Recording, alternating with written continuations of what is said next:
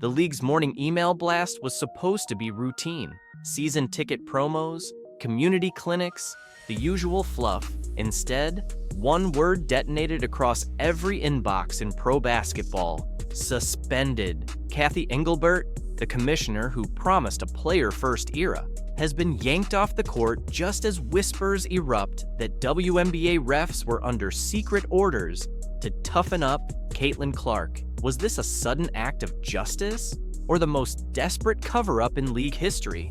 Stick around, because what you're about to hear will change the way you watch every single whistle. Nobody's putting it on the record, but the corridors in Secaucus are buzzing. Sources say an emergency Zoom lit up laptops past midnight. Network execs, top owners, even an NBA shadow figure logged in. By dawn, Engelbert's calendar showed a mysterious personal leave, and a leaked memo used the word suspension pending review. Officially, nothing. Unofficially, everything. Why now? A veteran beat writer hints at an internal dossier. Weeks of referee grading sheets where one name pops up more than the rest. Caitlin Clark. Each flagged clip shows the same pattern. Hip checks, overlooked, knees, incidental, arms, all ball. Scrawled in the margins, if the rumor's true, is a chilling phrase: manage her ascendancy. It sounds insane until you rewind the tape. February. A retired ref on a podcast jokes the league can't be a one-player economy. March. An anonymous exec tells a blogger physical sells better than fireworks. July 16th. Clark lasts 38 seconds before a knee drives into her abdomen. No call, no review. Fans stitch the hits into TikToks that look like MMA promos. Clark's brother finally exploded on IG Live. Fix your reffing, it's bad. Post deleted, screenshots permanent. The tag #TargetGate trended before breakfast. Nothing's proven, yet. But in a league where silence is policy, coincidences start to feel like confession. Engelbert's abrupt benching only deepens the doubt. Is she shielding a rogue crew of officials? Was she the architect of a plan to humble the league's new superstar before the next CBA? Or is she just the first domino in a scandal set to blow the roof off women's hoops? Keep watching, because the numbers, the injuries, and the billion-dollar media deal looming over all of this are about to make the story even uglier. First, forget feelings. Let's talk raw math, because numbers don't sit on the fence. Since opening night, the WNBA's official injury log has ballooned to 141 separate entries. That's in a league with just 179 active players. In other words, nearly 4 out of every 5 athletes have visited the training table already, and the season is barely past halftime. Then comes the scarier subset: 57 head and neck traumas in the last 2.5 seasons. Doctors call those injuries career shorteners. Lawyers call them exhibits. Fans call them exactly what they look like: unchecked violence. Stack that against the NBA, where the rate of comparable incidents is less than half, even with an 82-game grind. On paper, the W is supposed to be less explosive, less aerial, more controlled. In reality, it's starting to resemble a summer camp fight club, except everyone knows the first rule is you don't blow the whistle. And here's the part the league hopes you skip. All-star viewership jumped 44% when Clark was healthy. Every missed call that leaves her on the bench costs the WNBA. Advertisers walk, casual fans fade, algorithms punish. The bruises don't just hurt bodies, they crush momentum. Still think this is a series of unfortunate events? Keep that thought. Chapter 3 is about to make the silence deafening. Cathy Engelbert is famously detailed. Numbers person, former Deloitte CEO. Yet for weeks, she's offered 0 numeric targets on ref accountability, 0 clear policy tweaks, and exactly 1 notable soundbite: a breezy flex that she wore Valentino heels to a White House visit. That clip went viral for all the wrong reasons.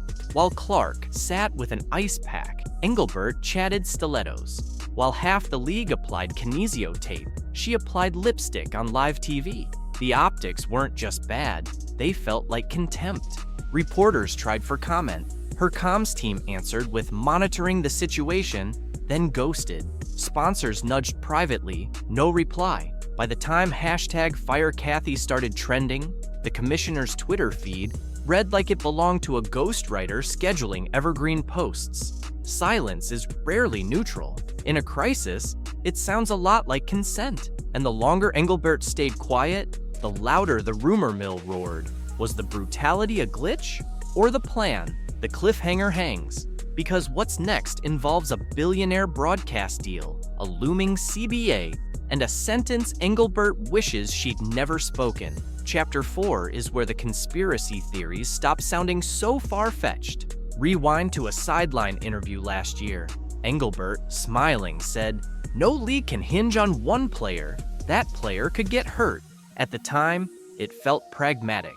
Today, it reads like foreshadowing in a thriller novel, because that single athlete did get hurt over and over while whistles stayed pocketed. Now pair that with the calendar. The collective bargaining window reopens this winter. Clark's popularity hands players a nuclear negotiation chip, unless her dominance appears containable. Here's what whisperers claim, piecing together half-leaked memos and off-record chatter. Keep physicality high, spotlight low, normalize contact that throttles scoring sprees. Make Clark look mortal before salary talks. Is it proven? Number? Is it plausible? Look at the swollen injury list, then decide, because every no call on Clark also drills a quiet message to the rest of the roster. Don't get too bright. The league hates glare. By dawn after Engelbert's suspension, insiders say owners split into two camps, those terrified of lawsuits and those terrified of losing leverage at the bargaining table.